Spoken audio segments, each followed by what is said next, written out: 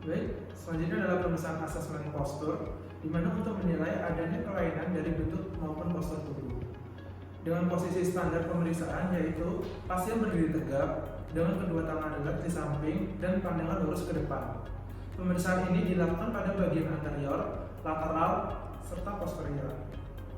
Baik, yang pertama kita akan menilai pada bagian anterior.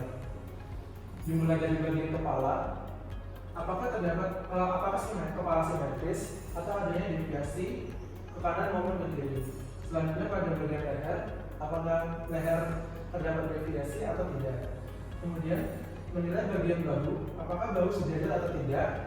Apakah ada elevasi maupun depresi minimal pada bahu kanan maupun bahu kiri. Selanjutnya menilai bagian pinggang, apakah bagian pinggang sejajar atau tidak. Kemudian menilai bagian lutut, apakah terdapat genvalgus maupun invalgus. Kemudian menilai bagian kaki, apakah terdapat inversi maupun eversi pada telapak kaki. Baik, pemeriksaan selanjutnya yaitu menilai bagian lateral dari pasien. Yang pertama kita harus ketahui adanya garis imaginer untuk menilai postur normal atau tidak, yaitu disebut dengan plumb line alignment. Yang dimulai dari bagian belakang kepala apex sutura coronaria, kemudian melewati bagian tengah meatus acus externus dan corpus vertebral cervicalis, kemudian melewati bagian tengah tulang dada, kemudian melewati bagian tulang pelvis dan melewati aksis dari sendi lutut hingga melewati malleolus lateralis. Untuk selanjutnya pada bagian lateral ini kita dapat menilai yang pertama dari kepala dan leher, apakah ada kecenderungan kepala sedikit condong ke depan maupun ke belakang. Kemudian pada bagian bahu, apakah pada bagian bahu ini ada ditemukan rounded shoulder atau kecenderungan pasien buku atau bahu condong ke depan. Kemudian menilai bagian tulang belakang.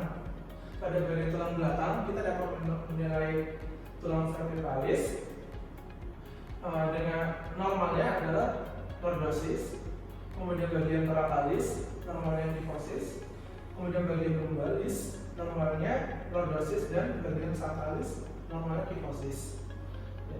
Kemudian kita menilai bagian pelvis, apakah ada kecenderungan bagian pelvis condong ke depan maupun ke belakang.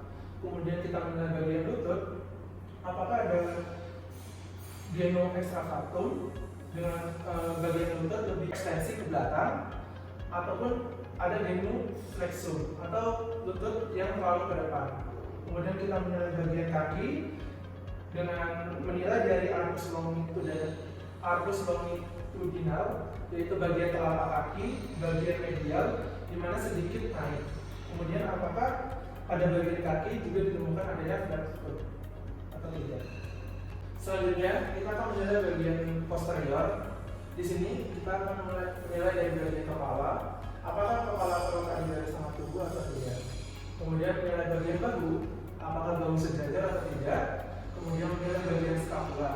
Untuk penilaian skapula lebih jelas, kita bisa meminta pasien untuk melepaskan pakaiannya.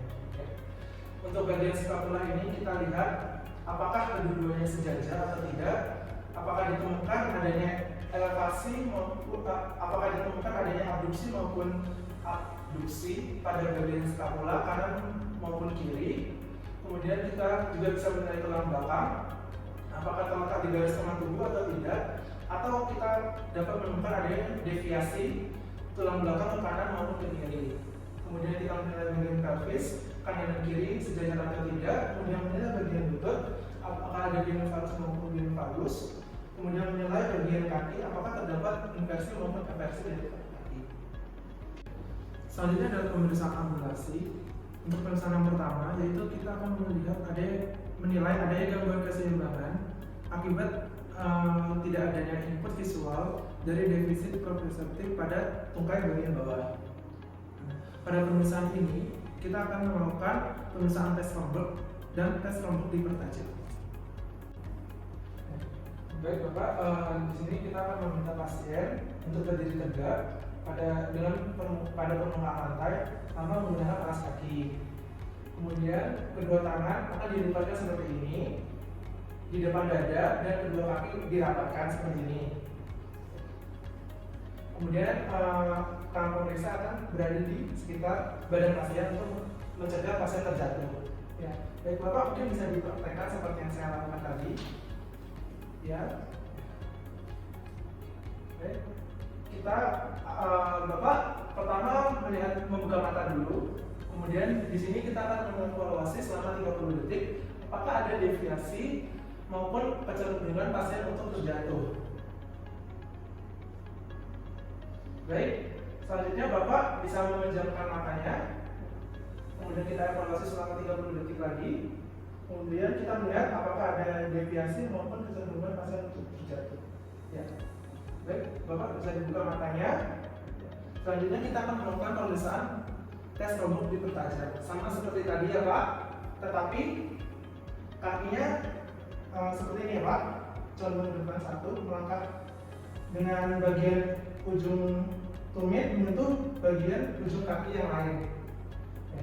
Tangannya seperti tadi di depan dada. Ya, Bapak mungkin bisa dilakukan. Ya. Baik, tetap mata terbuka. Saya akan menjaga Bapak. Apabila nanti terjatuh, nanti akan saya pegangnya Pak. Ya.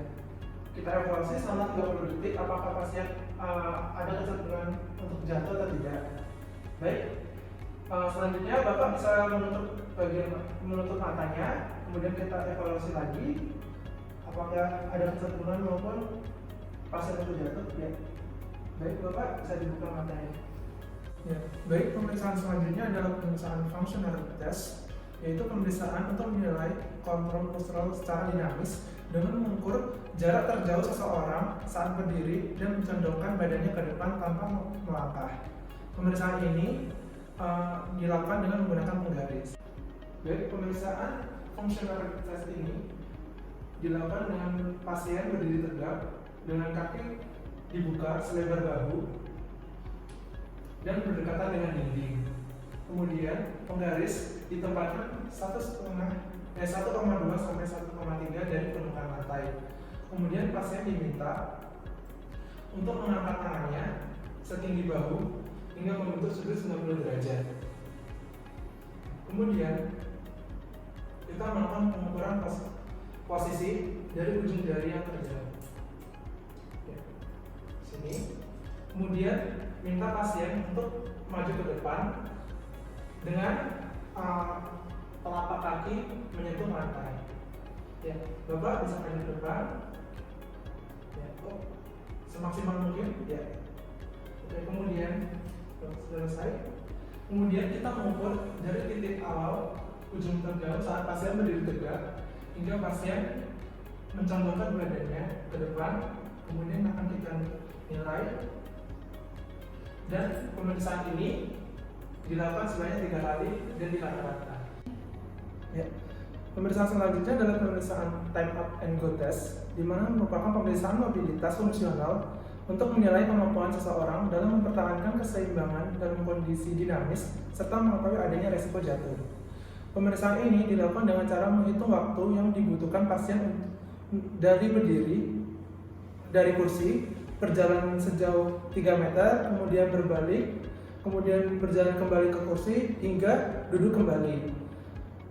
Pemeriksaan ini dilakukan dengan meminta pasien untuk memakai sepatu biasa atau melepaskan alas kakinya. Kemudian apabila pasien menggunakan alat bantu, maka diperbolehkan untuk menggunakan alat bantu tersebut. Dan pasien kita minta untuk berjalan biasa. Pemeriksaan ini dilakukan sebanyak 3 kali dan hasil waktu pemeriksaan di rata-rata. Baik Bapak, di sini kita akan melakukan pemeriksaan time up and go test. Di sini saya akan meminta Bapak nanti berdiri, kemudian berjalan sejauh 3 meter hingga mencapai kursi di sana. Kemudian kembali berjalan berbalik dan kembali ke kursi dan duduk kembali.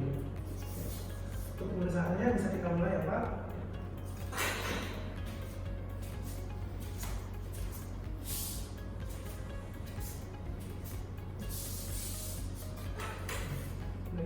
Kemudian kita mencatat waktu yang dibutuhkan pasien dari berdiri berjalan sampai mencapai titik, berbalik hingga duduk kembali. Nah, kemudian pemeriksaan ini dilakukan 3 kali dan di rata-rata. Normalnya pasien dapat apabila fungsional baik dapat melakukan pemeriksaan kurang dari 13 detik.